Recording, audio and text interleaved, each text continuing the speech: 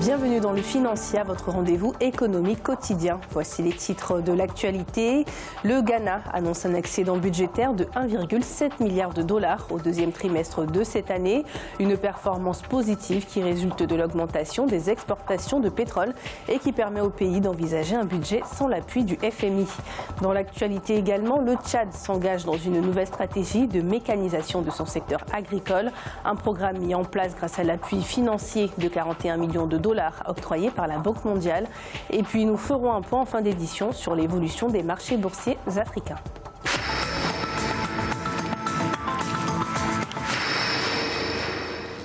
Un excédent budgétaire de 1,7 milliard de dollars au deuxième trimestre 2018. C'est ce qu'a enregistré le Ghana. Le pays justifie cette performance par l'augmentation des exportations de pétrole. La hausse a aussi une influence sur le budget national de 2019 qui sera sans apport des bailleurs de fonds pour la première fois. Voyons les précisions d'Adidjatou Badawi. Au deuxième trimestre 2018, le Ghana a enregistré un excédent de sa balance commerciale estimé à 1,7 milliard de dollars. Une performance rendue possible suite à l'augmentation des exportations du pétrole. Les importations ghanéennes ont largement diminué alors que les exportations ont augmenté. C'est ce qui détermine en réalité la situation de la balance commerciale au Ghana. Il faut dire que le Ghana a beaucoup travaillé sur l'intégration de son économie et aujourd'hui, en matière de nourriture par exemple, le Ghana produit sa propre nourriture. Grâce à ces facteurs, le pays en est parvenu à présenter son budget 2019 sans le financement des bailleurs de fonds. Par ailleurs, la Banque africaine de développement prévoit une croissance économique de 8,5% à fin 2018 et une régression à 6,2% en 2019 avec la diminution du déficit budgétaire et du compte courant dû à la baisse de l'inflation et des taux d'intérêt.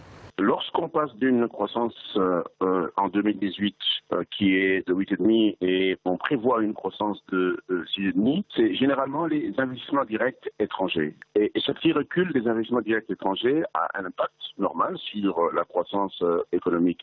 Mais comme vous le remarquez, c'est quand même 6,5, ça reste une croissance très dynamique. Précisons qu'en 2014, la croissance économique du pays a connu une régression passant de 14% à 3,5%, le taux le plus bas enregistré en 2 décennies. L'économie sud-africaine sort officiellement de la récession. Le pays a en effet enregistré une croissance de 2,2% au troisième trimestre de l'année. Une hausse qui résulte des bonnes performances dans les secteurs tels que l'industrie, l'agriculture ou encore les transports. Et cela devrait renforcer la confiance des investisseurs dans l'économie sud-africaine. Le produit intérieur brut du pays avait reculé respectivement de 2,6% et de 0,7% au premier et au deuxième trimestre de 2018.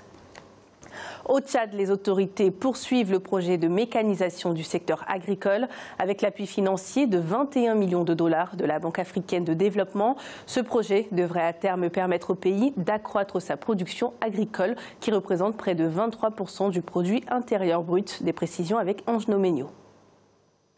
Le développement de l'agriculture est en pleine mutation au Tchad. Le pays a amorcé un processus de modernisation et de mécanisation du secteur agricole qui représente près de 23% du produit intérieur brut. Une stratégie qui entre dans le cadre du projet de renforcement de la productivité agricole et de la résilience au climat. La nouvelle stratégie repose sur l'amélioration des pratiques agricoles à travers une mécanisation adaptée au contexte biophysique, l'amélioration de l'accès au matériel agricole au profit des producteurs, ainsi que le renforcement du rôle du secteur privé dans l'approvisionnement du matériel agricole. La stratégie qui sera mise en œuvre à l'horizon 2030 comporte 3 phases, dont une première de 5 ans et les 2 dernières phases de 3 ans chacune. L'amélioration de la production et de la productivité agricole constitue une véritable préoccupation des pouvoirs publics tchadiens face aux problèmes récurrents d'insécurité alimentaire et nutritionnelle. Aujourd'hui, pour qu'elle apporte tout le potentiel de diversification qui en est attendu à l'économie, l'agriculture du Tchad doit devenir une agriculture de 2e génération. Cela veut dire que les terres cultivables doivent l'être de manière extensive. Elles doivent aussi l'être de manière intensive. Le Tchad est le second producteur de gomme arabique au monde. C'est un produit qui est très important pour la fabrication des boissons non alcoolisées. Or, c'est une agriculture qui reste extrêmement artisanale. La stratégie de mécanisation agricole, nouvellement élaborée, comporte un plan d'action qui devrait permettre au Tchad de rendre ce secteur plus performant dans la perspective d'atteindre à l'horizon 2030 l'autosuffisance alimentaire et l'objectif fin zéro. En Égypte, les investissements publics ont atteint 4 milliards de dollars, soit 72 milliards de livres au premier trimestre de l'exercice 2018-2019.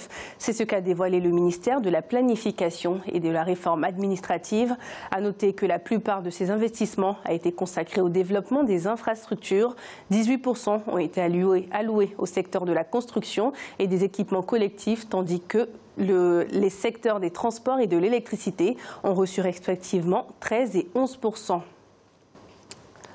Un système électronique de collecte des taxes municipales. C'est le nouveau projet mis en place par le gouvernement ivoirien nommé Net Collect Service. Le projet sera encadré par la Direction générale du Trésor et de la comptabilité publique.